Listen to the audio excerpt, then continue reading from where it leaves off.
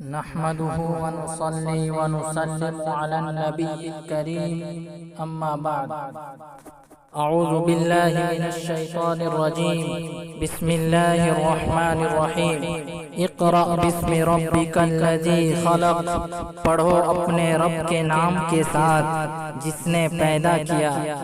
سامعین کرام، اللہ رب العزت کی طرف سے قرآن کریم کی نازل ہونے والی سب سے پہلی وحی، سب سے پہلا حکم الہی پڑھنے سے متعلق ہے۔ گویا کہ پڑھنا علم کا عنوان اور اس کی کنجی ہے۔ جب پہلی وحی پڑھنے سے متعلق ہو تو علم کی فضیلت اور اہمیت کی اس سے واضح دلیل اور کیا ہو سکتی ہے؟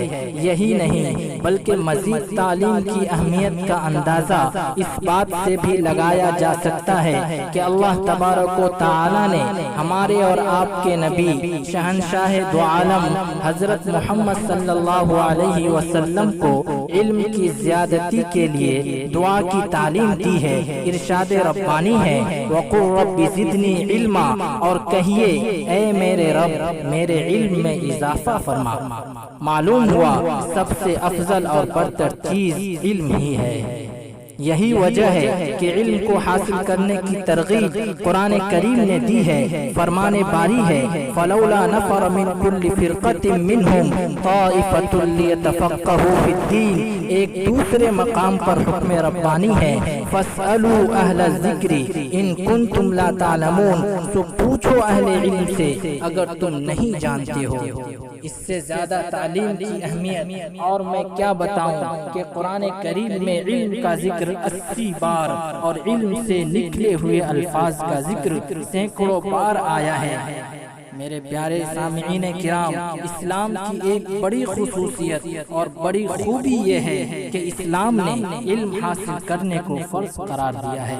طلب العلم فریضۃ علی کل مسلم، علم کا طلب کرنا ہر مسلمان پر فرض ہے۔ اس کے علاوہ رسول اللہ صلی اللہ علیہ وسلم نے علم حاصل کرنے کی تاکید بھی فرمائی ہے اور علماء امت کی یہ ذمہ داری قرار دی ہے کہ وہ لوگوں کو دین سکھاتے رہیں۔ آپ علیہ الصلوۃ والسلام کا فرمان ہے علم سیکھو اور لوگوں کو سکھاؤ، فرائض سیکھو اور لوگوں کو سکھاؤ، قرآن کریم سیکھو اور لوگوں کو سکھاؤ، کیونکہ میں انسان ہوں جو اٹھا لیا جاؤں گا اور علم بھی عنقریب اٹھ جائے گا اور فتنے ظاہر ہوں گے جن کی وجہ سے شریعت اسلامی سے ناواقفیت ہو جائے گی، حتیٰ کہ دو شخصوں میں اختلاف ہوگا تو ان کو کوئی تیسرا نہ ملے گا جو احکام شریعت کے مطابق ان کے درمیان فیصلہ کر دے۔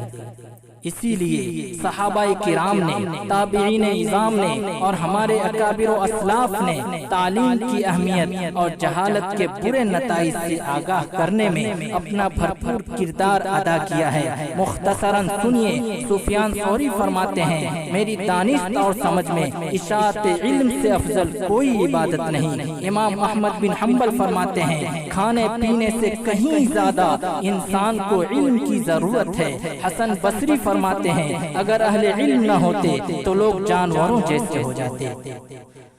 خلاصہ کلام یہ ہے کہ علم سب سے بڑی شرافت ہے، علم سب سے بڑی سرداری ہے، علم مال و دولت سے بہتر ہے۔ لیکن افسوس کے ساتھ کہنا پڑ رہا ہے کہ مسلمان ہونے کے باوجود، اہل اسلام ہونے کے باوجود، قرآن و احادیث پر یقین کامل رکھنے کے باوجود ہم تعلیم میں پیچھے ہیں۔ ہمارے بچے تعلیم سے دور ہیں اور لایعنی چیزوں میں مشغول ہیں۔ اس لیے میرے پیارے دینی بھائیوں، میں آپ سے درخواست کرتا ہوں کہ وقت کی نزاکت کو